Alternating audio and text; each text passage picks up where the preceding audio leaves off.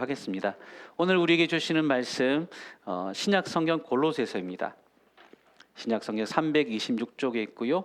골로새서 2장 6절에서 7절 그리고 3장 12절에서 17절 말씀입니다. 함께 찾으셔서 한 절씩 교독해서 읽고 마지막 3장 17절은 같이 읽을 텐데요. 골로새서 2장 6절 7절 그리고 3장 12절에서 17절까지 말씀입니다. 찾으신 줄 알고 제가 6절부터 먼저 읽겠습니다. 그러므로 너희가 그리스도 예수를 주로 받았으니 그 안에서 행하되 그 안에 뿌리를 박으며 세움을 받아 교훈을 받은 대로 믿음에 굳게 서서 감사함을 넘치게 하라. 3장 12절부터 읽겠습니다. 그러므로 너희는 하나님이 택하사 거룩하고 사랑받는 자처럼 긍휼과 자비와 겸손과 온유와 오래 참음을 옷 입고 누가 누구에게 불만이 있거든 서로 용납하여 피차 용서하되 주께서 너희를 용서하신 것 같이 너희도 그리하고 이 모든 것 위에 사랑을 더하라. 이는 온전하게 매는 띠니라. 그리스도의 평강이 너희 마음을 주장하게 하라. 너희는 평강을 위하여 한 몸으로 부르심을 받았나니 너희는 또한 감사하는 자가 되라. 그리스도의 말씀이 너희 속에 풍성히 거하여 모든 지혜로 피차 가르치며 권면하고 시와 찬송과 신령한 노래를 부르며 감사하는 마음으로 하나님을 찬양하고 또 무엇을 하든지 말에나 일에나 다 주 예수의 이름으로 하고 그를 힘입어 하나님 아버지께 감사하라. 아멘. 다시 한 번 더 우리 추수감사주일 복된 절기를 맞아서 예배 자리에 나오신 모든 성도님들 또 함께 초청되어 오신 모든 가족분들에게 하늘 아버지의 풍성한 은혜가 이 시간 가득하시길 주의 이름으로 간절히 축복합니다. 무엇보다도 가을이 결실의 계절이잖아요. 이 결실의 계절인 가을에 우리 여러분의 모든 성도님들과 가족들의 삶에 한 해 동안 땀 흘려 수고한 모든 일에 하나님께서 풍성한 결실의 복을 부어주시기를 진심으로 소망합니다. 이 시간 저는 넘치는 감사라는 제목으로 함께 여러분과 말씀을 나누고자 합니다. 여러분, 우리 성도의 믿음 생활에서 가장 값진 열매가 있다면 무엇일까요? 결실의 계절이니까 열매로 이야기를 한번 해봅시다. 우리의 삶에서, 믿음의 삶에서 가장 값진 열매가 있다면 하나님께 올려드릴 가장 값진 예배, 값진 열매 있다면 뭘까요? 어떤 분들은 전도의 열매, 그게 제일 좋죠 목사님 라고 하는 분들도 있을 거고요. 봉사의 열매도 아름답지 않습니까? 라고 하는 분들도 있을 겁니다. 아니면 여러 가지 열매도 있겠지만 성도가 세상에서 복받고 형통하고 성공해서 하나님께 영광 돌리는 삶도 열매 아니겠습니까? 라고 하는 분들도 있을 겁니다. 뭐 여러 가지 답이 있을 수 있겠는데요. 적어도 오늘 본문 말씀을 기초로 하자면 성도의 삶에서 가장 값진 열매, 가장 소중한 열매는 바로 감사라는 열매인 것입니다. 본문 6절에서 7절 말씀 제가 한 번 더 읽어드릴 테니 한번 들어보십시오. 그러므로 너희가 그리스도 예수를 주로 받았으니 그 안에서 행하되 그 안에 뿌리를 박으며 세움을 받아 교훈을 받은 대로 믿음에 굳게 서서 감사함을 넘치게 하라. 아멘. 여기서 바울의 고백처럼요, 신앙생활은 먼저 그리스도 예수를 주로 받아서 주님으로 고백함으로 시작이 됩니다. 고백할 뿐만 아니라 이제 그 그리스도 예수 우리 주님과 동행하면서 걸어가는 삶을 살아가야 됩니다. 그 안에서 행하되라고 했는데 행하되라는 말이 사실은 걷다라는 의미가 있거든요. 걸어가는 거예요. 그 마치 오늘 본문에서는 또 어떤 식으로 비유를 드리냐면 식물이 자라듯이 그 안에, 즉 주님 안에서 뿌리를 받고 또 건물이 세워지듯이 그렇게 세움을 받아서 식물의 비유 또 건축의 비유를 들어가면서 이렇게 얘기를 설명을 하는 거예요. 그래서 자라가고 세워가면서 하나하나 기초가 든든히 서가고 그렇게 해서 올라가서 마지막에 맺혀진 열매가 뭐냐면 믿음에 굳게 서서 무엇이 감사함을 넘치게 하라고 했습니다. 입술에서 감사가 늘 나오도록, 넘쳐나도록 그렇게 감사가 흘러나오는 삶을 살아가라는 것입니다. 사랑하는 여러분, 저는요, 이게 이 감사의 삶이야말로 신앙생활에 있어서 하나님을 믿고 우리가 신앙생활을 하면서 누릴 수 있는, 어떻게 보면 가장 큰 축복이라고 믿습니다. 무슨 말이냐면, 살아가면서 사실은 좋은 일만 있을 수는 없잖아요. 어려운 일도 생길 수 있고, 기쁜 일이 아니라 슬픈 일도 생길 수 있고, 뜻하지 않은 사고를 만날 때도 있을 겁니다. 그런데 늘 항상 모든 일에서 입술을 통해서 하나님 감사합니다, 하나님 이래서 감사하고, 하나님 저것도 감사하고, 하나님 그럼에도 불구하고 감사합니다, 그렇게 고백하는 성도 얼마나 아름답습니까? 원망할 일, 불평할 일, 사람들이요 그거 없이 사는 사람 없거든요. 겉으로는 평안해 보일지 몰라도 사람들이라면요 모두가 누구나 다 어려움을 겪고 살아갑니다. 그런데도 그 어려움들을 입술의 불평으로, 원망으로 내뱉는 것이 아니라 그 모든 상황에서도 하나님 감사합니다, 이렇게 말하는 게 얼마나 복된 거예요. 얼마나 아름답습니까? 신앙이 깊은 사람일수록요 다른 것보다 이 감사가 탁월한 것을 우리는 볼 수 있습니다. 저는 예수님 믿고 가장 좋은 게 뭐냐고 누가 물어본다면, 다른 것보다요 예수님 때문에 감사할 거리들이 많아져서, 예수님 때문에 살아갈 이유를 얻어서 그래서 좋습니다라고 말하고 싶습니다. 내 안에 나를 사랑하셔서 나를 구원하시고 늘 언제나 나와 함께 하시고 끝까지 인도해 주시는 그 구주 되신 예수님을 모시고 살아가는 삶이, 그래서 그분이 늘 내 곁에서 힘주시고 돌보셔서 내일을 살아갈 힘과 용기를 얻는 것, 이게 바로 예수 믿고 가장 좋은 것이 아니겠습니까? 잘 될 수도 있고요, 또 안 될 수도 있어요. 늘 잘 되기만 할 수도 없고 또 늘 안 되는 것도 아니거든요. 모든 일에서 한결같은 신실함으로 하나님의 사랑에 감사하며 살아갈 수 있는 것, 여러분 이게 바로 신앙생활 잘하는 이유고요, 예수님 믿고 받은 가장 큰 복이라고 저는 생각합니다. 그렇게 감사를 누리고 은혜를 맛보며 살아가는 삶은요, 세상을 바라보는, 내게 주어진 환경을 바라보는 시각, 즉 관점이 바뀌게 됩니다.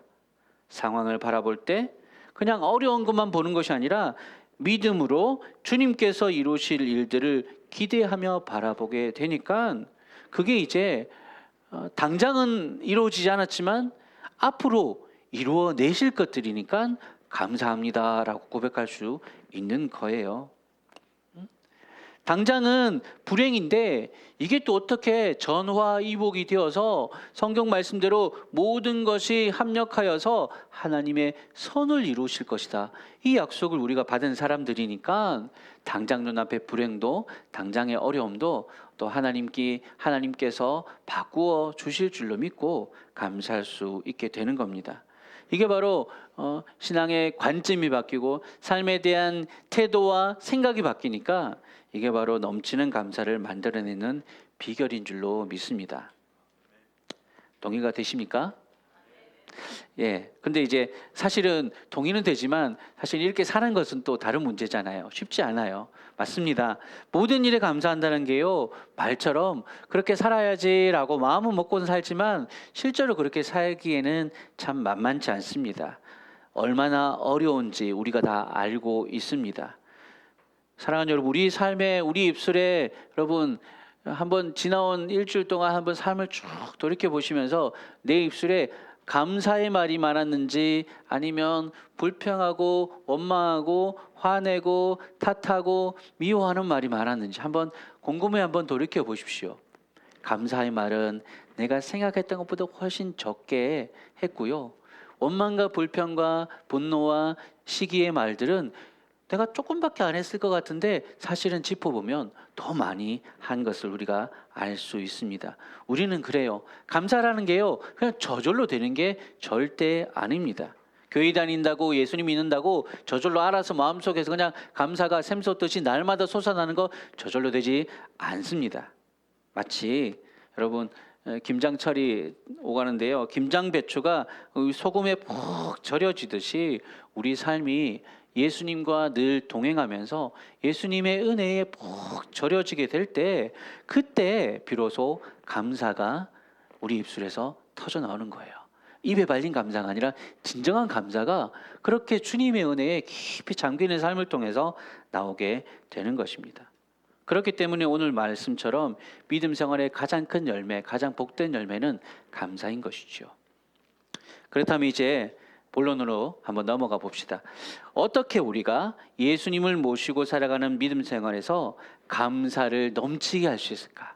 다른 말로 하면요, 감사가 과연 무엇으로 완성될까? 두 가지를 여러분과 함께 나누어 보고 싶습니다. 이제 골로새서 3장으로 한번 넘어가서요. 자, 골로새서 3장 12절 말씀을 한번 볼까요? 12절 말씀 제가 읽어드릴게요. 그러므로 너희는 하나님이 택하사 거룩하고 사랑받는 자처럼 긍휼과 자비와 겸손과 온유와 오래 참음을 옷 입고 라고 했습니다.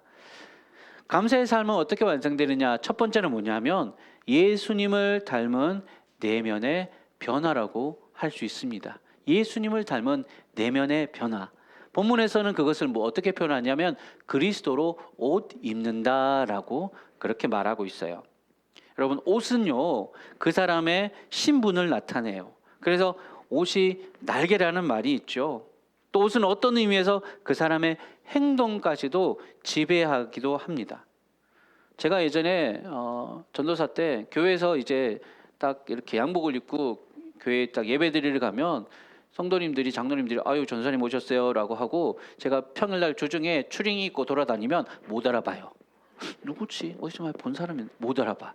사람의 옷이 그렇게 이렇게 다르게 보이게 하는 것 같더라고요. 또 우리 이렇게 개인적으로도요, 여러분 이렇게 정장을 입고 이렇게 딱 서는 거하고 헐렁한 추리닝 입고 이렇게 서는 거하고 기분이, 느낌이 다르거든요. 태도도 달라지게 돼 있습니다. 그런 의미에서요, 저는 우리나라 그 예비군들 아시죠? 예비군들, 지금 여기 계신 분들 중에 아직까지 예비군 훈련 받으시는 분은 있을지 모르겠는데, 예비군들 보면요, 화면에 한번 띄워주시겠습니까? 이게 사람이, 멀쩡한 사람도 예비군 옷만 입혀놓으면 군복인데, 이렇게 계급장 달리는 군복은 괜찮아. 그런데 그 개구리 마크라고 하는 거예요. 예비군 그 마크가 있거든요. 그거 단 군복만 입혀놓으면 사람들이 변해요. 평소에는 그저 멀끔하고 직장 생활해도 부장님, 대리님 멀쩡한데, 이상하게 예비군 훈련 가가지고 저 옷만 입혀놓으면요, 그냥 망나니처럼 말도 안 듣고 조교들이 선배님들 이쪽으로 가셔야 됩니다. 뭐래? 막 이러면서 사람이 바뀌는 것 같아요. 여러분, 저는 그렇지 않았던 것 같은데 어쨌든 사람들이 그러더라고요. 옷이 뭔가 사람의 행동에 영향을 미친다는 게 이것으로 증명이 됩니다. 멀쩡한 사람도. 근데 또 예비군 훈련 끝나고 저 옷 벗잖아요. 그럼 또 사람이 또 멀쩡해져요. 또 이렇게 멀끔하게 이렇게 안녕하십니까 이렇게 이제 행동을 하게 되는 겁니다. 여러분, 이처럼 사람이요 어떤 옷을 입느냐에 따라서 신분이 달라지고 생각이 바뀌고 태도까지 영향을 미치는 거예요. 오늘 본문에서 그래서 바울이 하나님이 택하사 거룩하고 사랑받는 자가 된 성도들을 향해서 어떻게 하라고 하냐면 긍휼과 자비와 겸손과 온유와 오래 참음으로 옷 입으라 라고 말하고 있어요.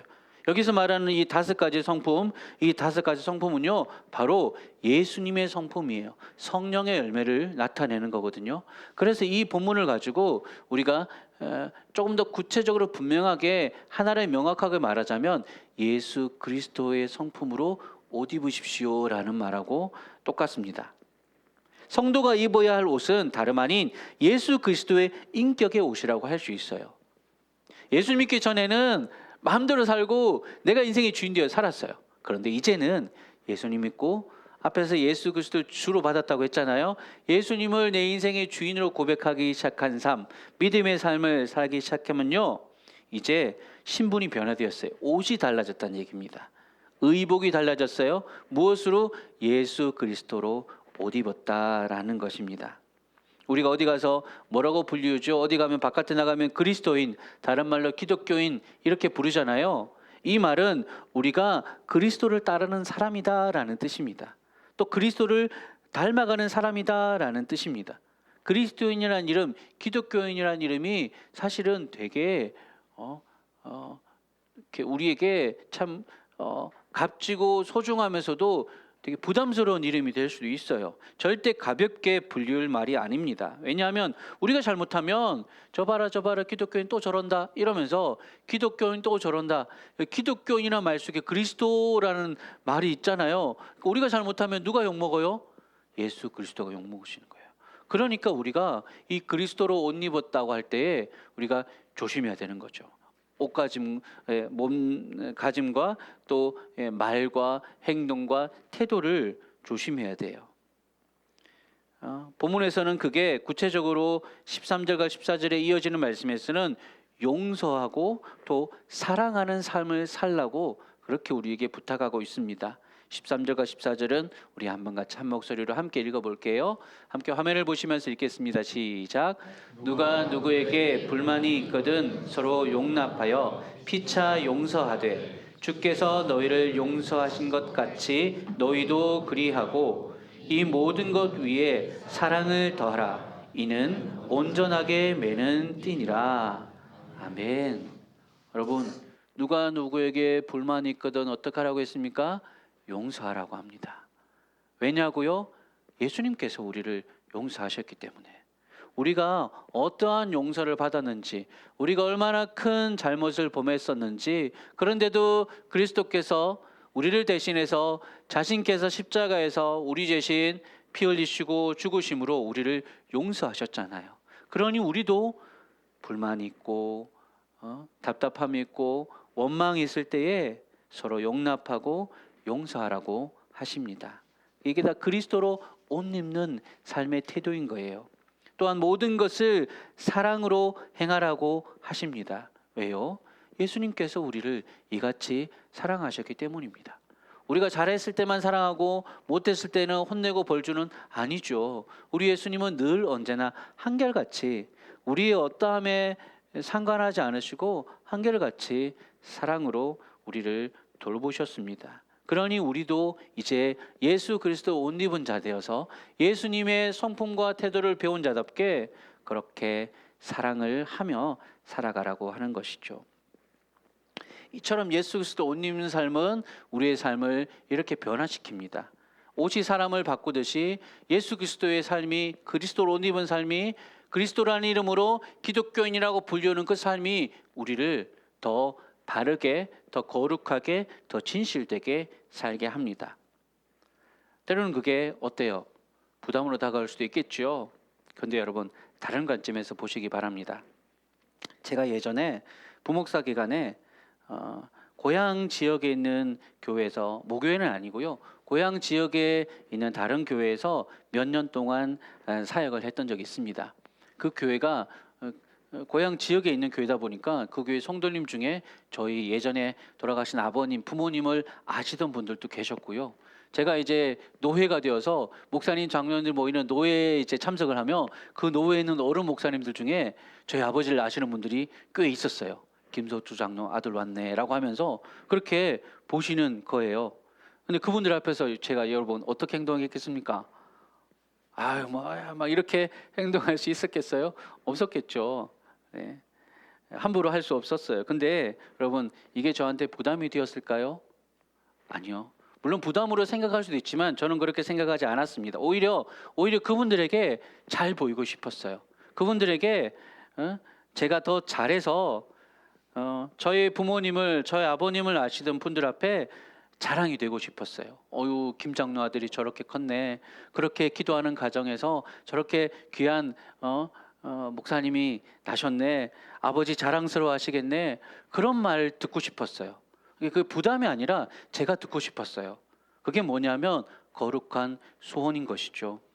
우리의 믿음 생활이 그리스도로 옷 입었다고 할 때 그렇게 예수님을 닮아가는 삶, 그 옷이 내게 부담스럽고 너무 이제 꽉 끼든지 너무 좀 불편하게 할 수도 있습니다. 그렇지만 여러분, 어떻게 생각하느냐에 따라서 다릅니다. 우리 안에 주님을 향한 사랑이 있다면, 우리 안에 예수님을 향한 사랑이 가득하다면요, 그리스도인이라고 불리우는 그 자리가, 그리스도로 옷 입은 그 삶이 오히려 나를 통해서, 내 삶을 통해서 예수 그리스도를 자랑하고 드러내고 증거할 수 있는 기회가 되는 줄로 믿으시기 바랍니다.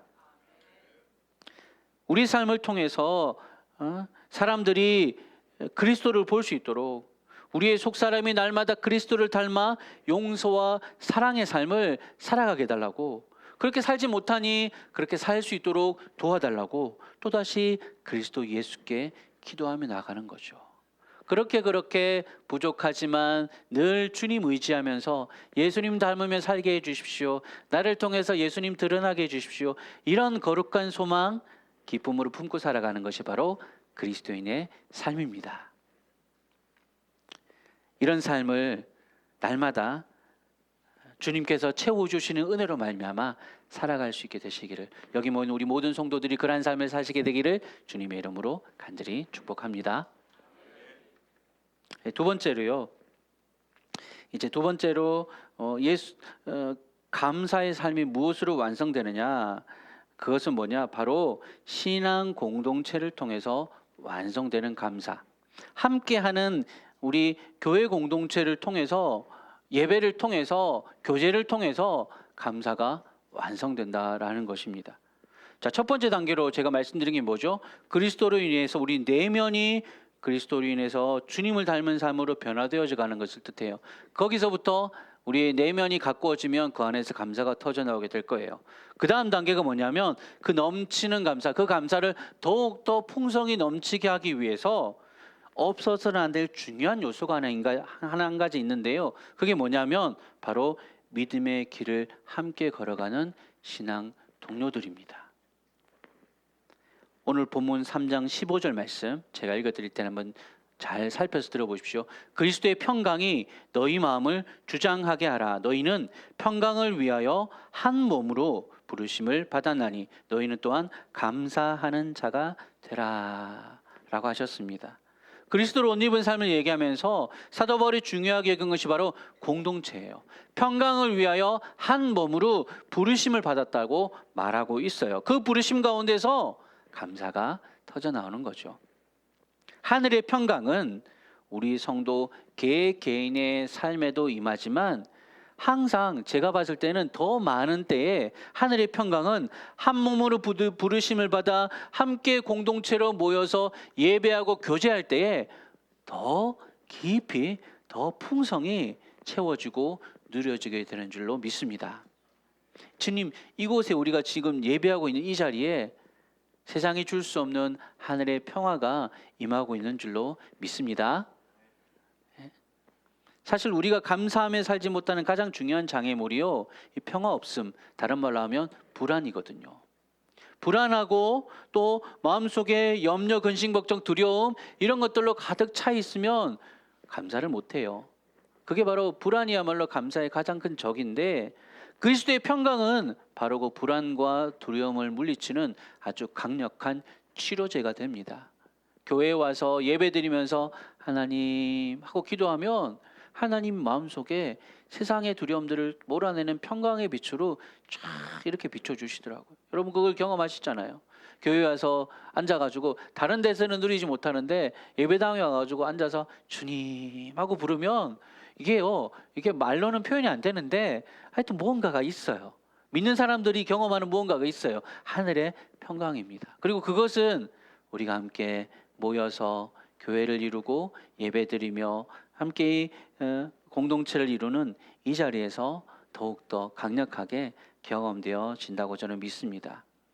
오늘 이 시간 예배하는 자리에서 주님께서 우리 안에 있는 불안감과 또 우리 안에 있는 두려운 마음, 염려하는 마음, 걱정하는 마음들 다 물리쳐 주시고 하나님 인도해 주실 거다 믿고 감사함으로 채워가시기를 주의 이름으로 간절히 축복합니다. 신앙생활은요, 절대로 혼자 할 수 없습니다. 나 혼자 예수님 잘 믿으면 돼요. 아니요, 그거는 말처럼 쉽지가 않습니다. 그렇게 혼자서 되는 것이 아닌 것입니다. 반드시 성경에서 늘 얘기하는데 공동체가 필요합니다. 함께 모여서 예배의 자리에서 말씀으로 또 찬양으로 서로 화답하고, 그렇게 함을 통해서 예배드리고 교제하고 말씀과 기도로 서로를 세워주고 격려하고 권면해 가는 것을 통해서 신앙은 그렇게 세워지는 거예요. 오늘 본문 16절 말씀, 이거 화면에 띄워주시고요, 우리 같이 한 목소리를 읽어보겠습니다. 시작. 그리스도의 말씀이 너희 속에 풍성히 거하여 모든 지혜로 피차 가르치며 권면하고 시와 찬송과 신령한 노래를 부르며 감사하는 마음으로 하나님을 찬양하고. 아멘. 우리가 교회에 모여서 함께 말씀으로 교제하고 피차 권면하고 찬송으로 신령한 노래로 서로 화답하고 나누는 지금 이 시간이 우리에게 필요합니다. 혼자서는 이거를 물론 혼자서 어쩔 수 없는 상황에, 뭐 예를 들어서 직업이 원양어선 선원이다 그러면 혼자서 그곳에 늘 몇 달 동안 배 타고 있으면 거기서 혼자 지내야 되잖아요. 그럴 때는 어쩔 수 없이 그래서 혼자라도 입에 들 수 있겠죠. 그렇지만 그렇지 않은 상황이라면, 기회를 가질 수 있는 상황이라면요, 주일에 이렇게 함께 모여서 우리가 함께 예배드리는 삶을 살 때 우리의 신앙은 더욱더 굳건해지고 강해지고 견고하게 세워지게 됩니다.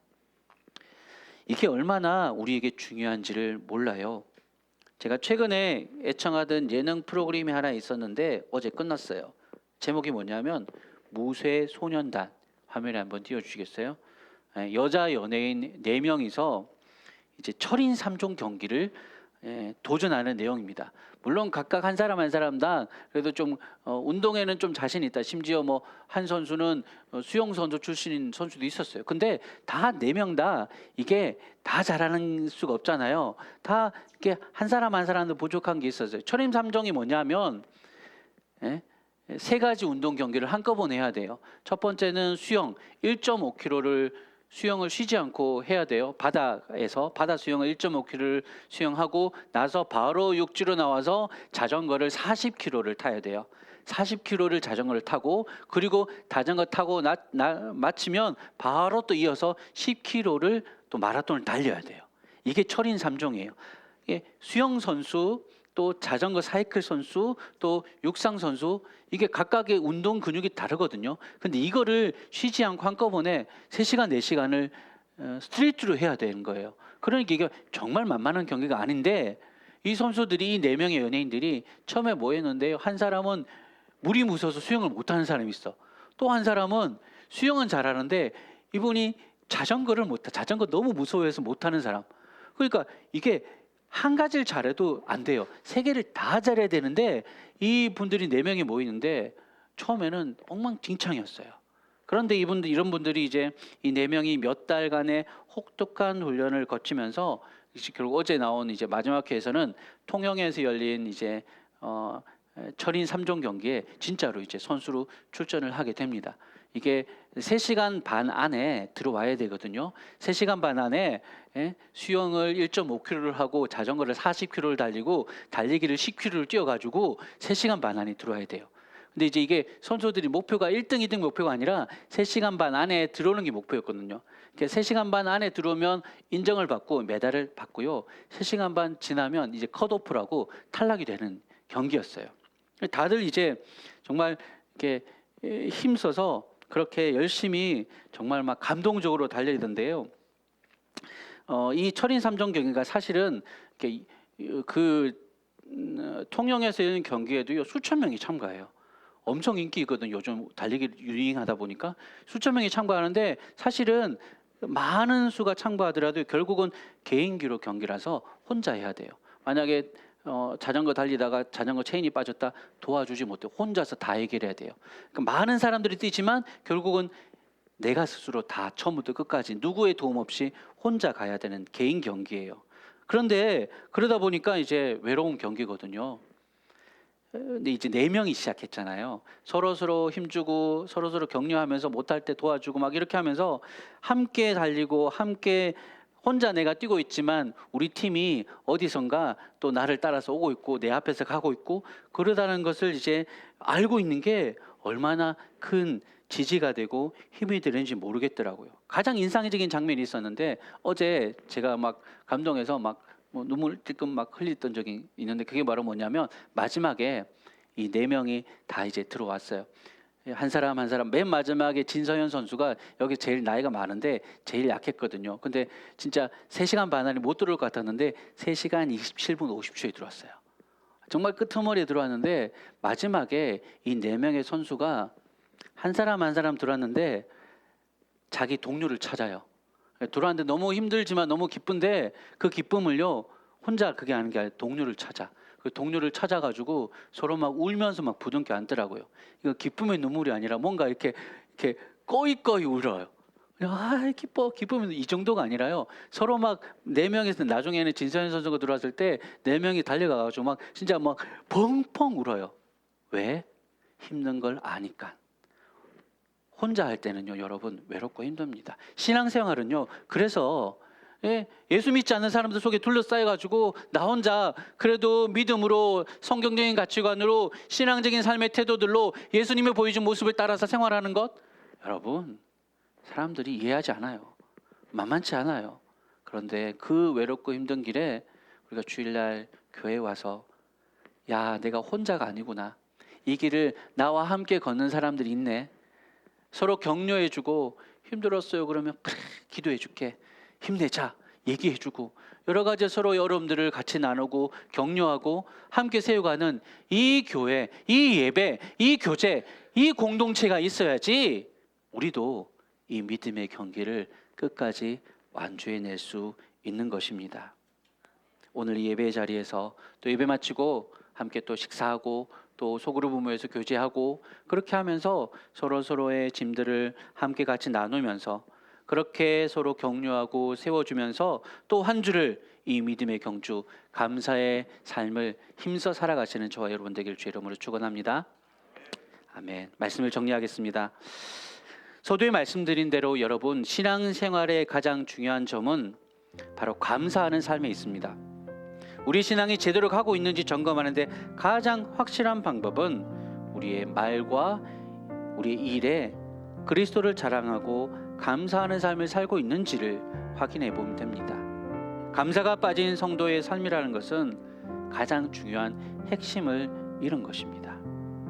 그러니 오늘 이 추수감사절에 감사의 절기를 보내며 우리의 삶을 돌아보고 다시금 우리가 입어야 할 예수 그리스도의 의의 옷을 주께서 오늘 이곳에서 우리에게 입혀주시기를 주님을 닮아 선한 삶을 살고 싶어하는 거룩한 소원을 우리 가운데 부어주시기를 소망합니다. 그리고 더 나아가서 힘들고 지칠 때 함께 예배하면서 힘을 내줄 신앙의 동료들이 옆에 있음을 늘 기억하고 서로 예배드리며 격려하며 세워주는 그런 함께 가는 신앙의 자리에 늘 머물 수 있게 되기를 주님의 이름으로 간절히 축원합니다.